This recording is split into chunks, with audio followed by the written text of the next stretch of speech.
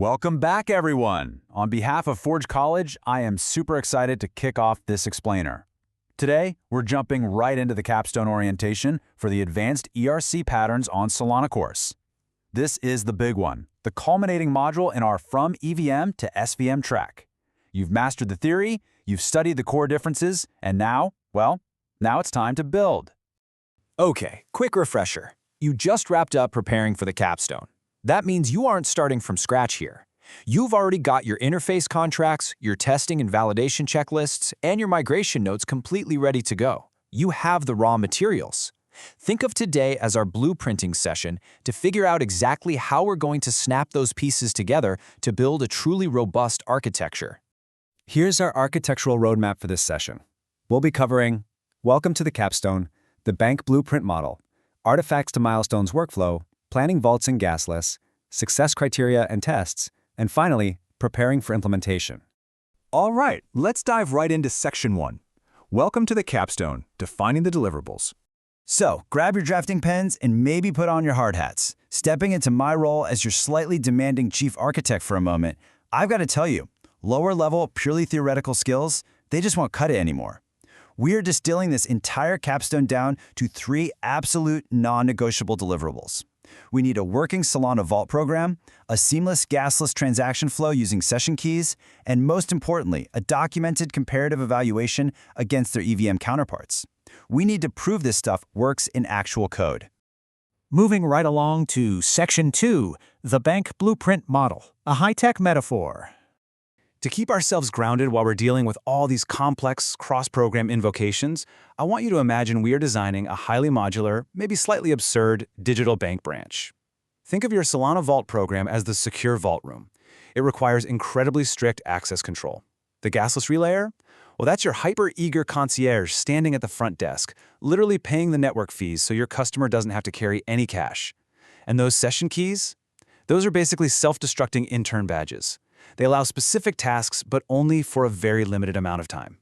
Now, the absolute crucial point here is how we test this bank. We cannot rely on vague, qualitative statements. Saying something like, oh, the vault is secure, I mean, that's a really nice thought, but it's totally useless to us as engineers.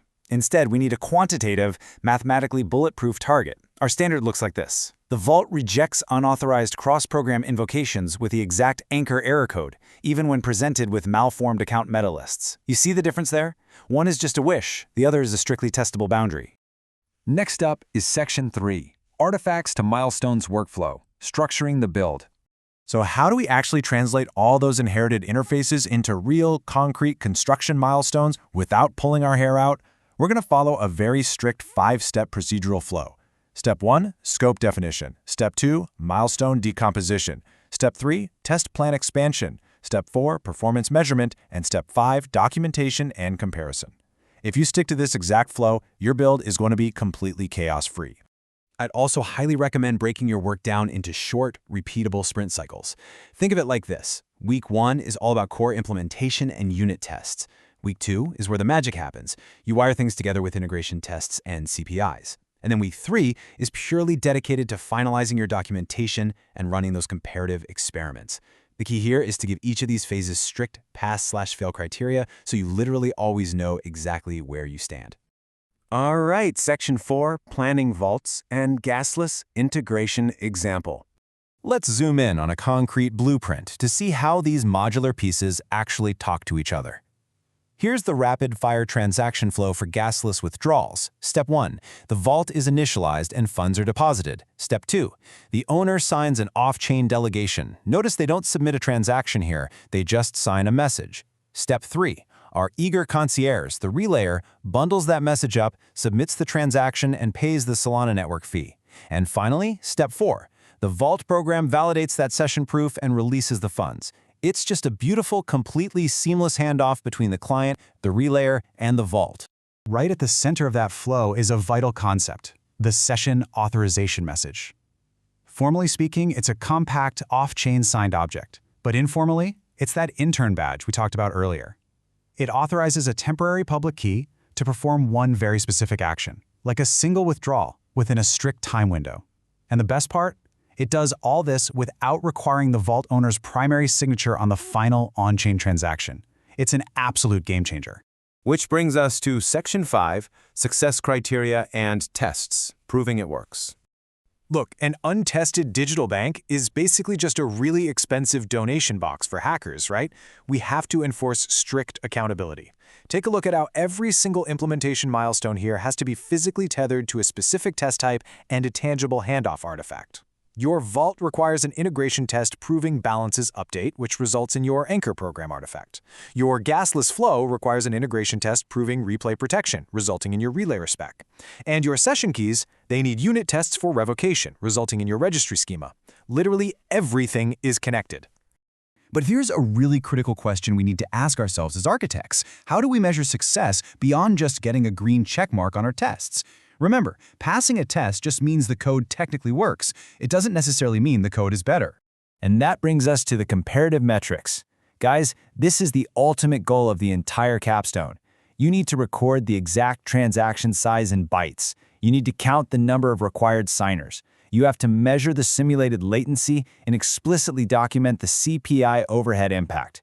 When you finally compare your Solana gasless withdraw to a standard EVM withdraw, these hard quantitative numbers are your actual proof of the architectural differences.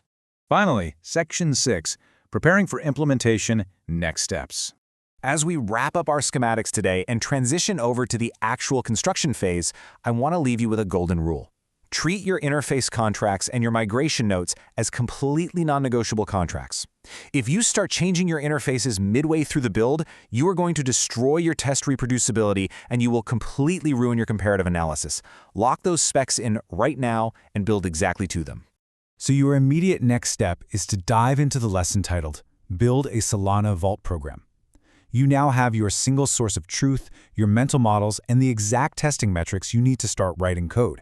You are officially fully prepared to break ground on your vaults. I'll leave you with this final, somewhat provocative thought to chew on. When you finish this capstone, is your architecture just going to passively pass the tests, or will your comparative analysis definitively prove Solana's execution superiority over EVM? I literally cannot wait to see what you build. Thank you so much for joining me for this Forge College Explainer.